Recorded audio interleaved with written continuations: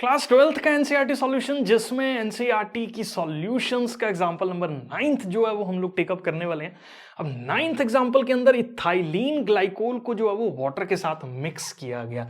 तो इसके अंदर हम लोगों के पास जो सॉल्यूट है वो हम लोगों के पास इथाइलिन ग्लाइकोल है, जिसका फॉर्मूला मेरे पास C2H6 और O2 है।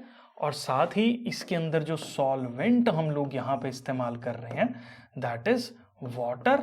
और वाटर हम लोगों ने कितना ले रखा है, 600 ग्राम जो है वो वाटर ले रखा है। और इथाइलिन ग्लाइकोल जो है वो हमने कितना ले रखा है, 45 ग्राम जो है वो इथाइलिन ग्लाइकोल हमने लिया हुआ है।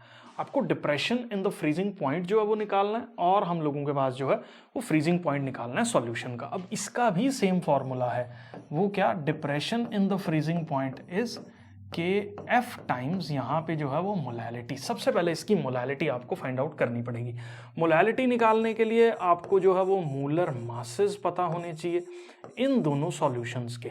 मोलर मासेस हम लोगों के पास क्या होगा, 2 टाइम्स कार्बन है तो ये 12 से मल्टीप्लाई होगा, प्लस 6 टाइम्स 1 होगा, प्लस 2 टाइम्स क्या होगा, 16 होगा। इसको आप सॉल्व करोगे तो इट इज 24 प्लस 6 प्लस 32, हमारे पास सॉल्व करके 62 ग्राम जो है वो इसका मोलर मास आ जाएगा। और यहाँ पे अगर मैं नंबर ऑफ मोल्स की बात करूँ, number of moles of solute कितने होंगे, तो given mass by molar mass जो है वो फॉर्मूला हमारे पास number of moles of solute का होगा। अगर मोलर मास ऑफ वाटर की बात की जाए तो ये 18 है, तो यहाँ पे जो नंबर ऑफ मोल्स होंगे इसकी ज़रूरत नहीं है हम लोगों के पास। अब मोलैलिटी कैसे निकलेगा, हमारे पास number of moles of solute which is equal to, यहाँ पे कितने हो गए, 45/62 divided by 1 kg of solvent. तो 1 kg ऑफ सॉल्वेंट पर kg ऑफ सॉल्वेंट निकालने के लिए मेरे को इसको 1000 से डिवाइड करना पड़ेगा। तो यहाँ से जो मोलैलिटी निकलेगा, या आप सिंपल फॉर्मूला लगा लो, नंबर ऑफ मोल्स इनटू में 600, यहाँ पे मास इनटू में मास इन ग्राम इनटू में 1000। तो ये मेरे पास मोलैलिटी जो है वो हो जाएगी। यहाँ पे 2 जीरो से 2 जीरो कटेंगे और ये 3 पे कटेगा, 3 1 जा 3, 3 5 जा 15, और ये यहाँ पे आएगा 2 पे, ठीक है। और फिर ये यहाँ जाएगा 5 पे क्योंकि 10 था, 2 5 जा 10, और 15 5 जा जो है वो मेरे पास क्या हो जाएगा, 75 हो जाएगा, डिवाइडेड बाय मेरे पास 62 जो है वो आने वाला है। तो ये नंबर ऑफ मोल्स नहीं सॉरी मोलैलिटी जो है वो हम लोगों के पास आ गई। अब इसके अंदर कितना डिप्रेशन होगा फ्रीजिंग पॉइंट के अंदर, उसमें जब मैं ये वैल्यूज पुट करता हूं तो KF की वैल्यू जो है वो आपको एनसीईआरटी से देखनी होगी, पेपर के अंदर जो है वो गिवन होगी। KF आपको किसका टेकअप करना पड़ेगा, ये चीज आपको अंडरस्टैंड करनी है, सॉल्वेंट जिसके अंदर हमने चीजों को मिक्स किया। तो वाटर के लिए ये वैल्यू शायद 1.86 होती है, तो यहाँ पे हम लोग लिख देते हैं कि वाटर के लिए जो KF की वैल्यू है वो 1.86 केल्विन kg पर मोल जो है वो हम लोगों के पास रहती है, ठीक है। अब यही सेम वैल्यूज को मैं यहां पुट कर रहा हूं तो ये हो गया 1.86 इंटू में ये वैल्यू क्या होगी हमारे पास यहाँ पे, इट इज 75, ये हो जाएगी डिवाइडेड बाय ये 62 वाली वैल्यू जो है वो मैं टेकअप करूंगा। पहले आप इसको सॉल्व कर लेते हैं, ये हो जाएगा 186/100 इंटू में ये क्या हो जाएगा 75/62। तो 25 3 जा 25 4 जा पे जाएगा।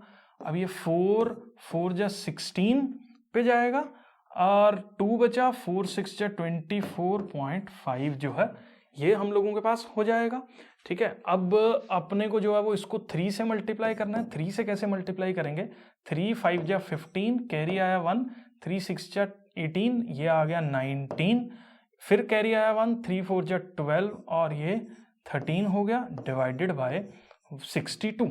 अब इसको जो है वो अपने को कैसे सॉल्व करना होगा, मैं ना एकदम सिंपल ट्रेडिशनल तरीके जो हैं वो हम लोगों के पास वही इस्तेमाल कर रहा हूँ। 62 पे इसको डिवाइड करते हैं, ठीक है। 62 2 पे जाएगा, ये 124 हमारे पास आएगा क्योंकि 62 2 जा 124 होता है। यहाँ 5 बचा, यहाँ जो है वो मेरे पास कितना आ गया, 1 जो है वो आ गया, ठीक है। अब अगर मैं इसका ये वाला पॉइंट हटा दूं और इसको नीचे 10 कर दूं तो हम इसको सॉल्व कर लेते हैं। अब ये 5 आया, यहाँ से 1 आया, तो ये ऊपर से एक और कैरी किया मैंने, और 62 फिर ये 2 पे जाएगा हम लोगों के पास, फिर ये 124 आएगा, फिर ये 1 और ये 3, ठीक है। और अब यहाँ पे अगर मैं देखूं तो इस पर्टिकुलर जगह पे पॉइंट लगा के यहाँ 10 करेंगे हम लोग, और ये मुझे लगता है 5 पे जाएगा इसके बाद।